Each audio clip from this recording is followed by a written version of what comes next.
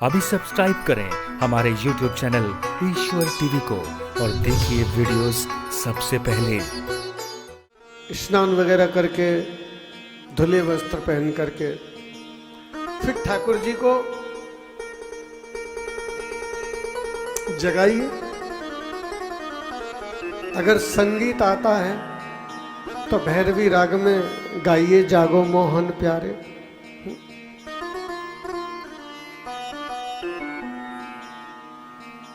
नहीं आता है तो उत्तिष्ठ गोविंद उत्तिष्ठ गरुड़ध्वज उत्तिष्ठ कमलाकांत त्रैलोक्यम मंगलम कुरु मंगलम भगवान विष्णु मंगलम गरुड़ध्वज मंगलम पुंडरीकाक्ष मंगलायतनम हरे। 2-3 मंत्र याद कर लीजिए। मंत्र भी याद नहीं होते हैं तो घंटी या ताली बजाइए। उठो प्यारे श्याम सुंदर, जागो नंद नंदन, जागो यशोदा नंदन, जागिए। केवल मेरा ही नहीं, तीनों लोकों में मंगल कीजिए, आनंद कीजिए और ऐसा महसूस कीजिए कि ठाकुर जी उन्नीदे हैं। अब ठाकुर जी आंखें खोल रहे धीरे धीरे और जाग रहे हैं प्रभु। और जागते ही आचमन करा करके उनके लिए कोई मिष्ठान तैयार रखिए। वो हमारी तरह नहा धोकर नहीं खाएंगे, वो जगते ही पहले खाएंगे।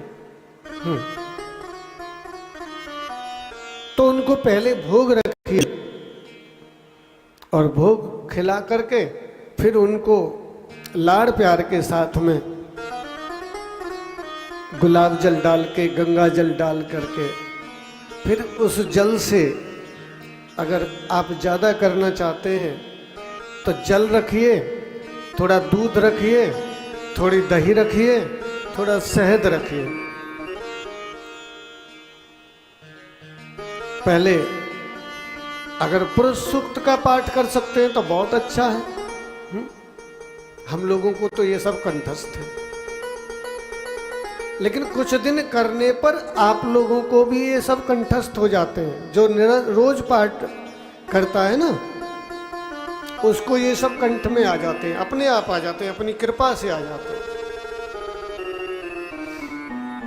और फिर पहले जल से स्नान कराइए, फिर ठाकुर जी को दूध भर लीजिए शंख में, फिर दूध से करवाइए, दुग्ध के बाद फिर जल से करवाइए, फिर दही से करवाइए, खूब मलिए दही से।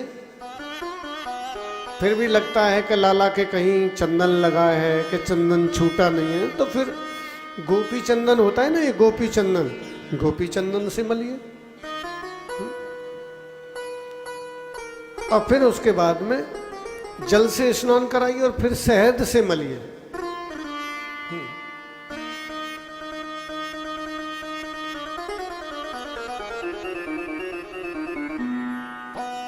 और फिर सुंदर गुलाब जल से, गंगा जल से स्नान करा के ठाकुर जी को श्रृंगार कीजिए उनका। भागवत जी में आता है कि उद्धव जी जमुना किनारे चले जाते और ठाकुर जी की बालुका की मूर्ति बना लेते, मृत का, और उनको पत्र पुष्प फल जल अर्चन बंदन नैवेद्य, उसके मिट्टी के लड्डू बना लेते, मिट्टी के मोहन थार बना लेते, मिट्टी की जलेबी बना लेते, मिट्टी के रसगुल्ला बना लेते हैं। प्रभु, एक रसगुल्ला तो चखना ही पड़ेगा, ये उपासना है। ठीक है, पदार्थ है तो बहुत अच्छा है, ठाकुर जी को भाव के साथ अर्पण करो। प्रभु चटनी के साथ एक रोटी पा लीजिए, लेकिन पदार्थ नहीं है तो भी व्यवस्था है।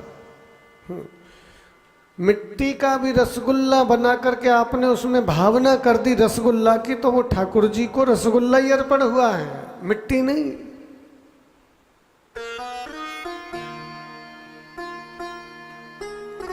भाव का भूखा हूं मैं और भाव ही बस सार है, भाव से मुझको भजे तो भव से बेड़ा पार है। पार है। भगवान की सेवा में, उपासना में, भजन में भावना की अत्यंत आवश्यकता है। फिर श्रृंगार कीजिए, श्रृंगार करके लाला को जो है विराजमान कीजिए, आचमन कराइए 3, और फिर पुष्प माला आदि, तुलसी आदि अर्पण कीजिए मंत्रों के साथ में। अगर कोई मंत्र आप नहीं जानते हैं तो आपके पास जो गुरु मंत्र है ना, उससे सारी भगवान की अर्चना हो जाती है, प्रत्येक वस्तु अर्पण हो जाती है। केवल गुरु मंत्र को बोलने से आपकी सारी अर्चना स्वीकार हो जाती है। कोई मंत्र नहीं जानता। और फिर आरती उतारिए, हो गई पूजा।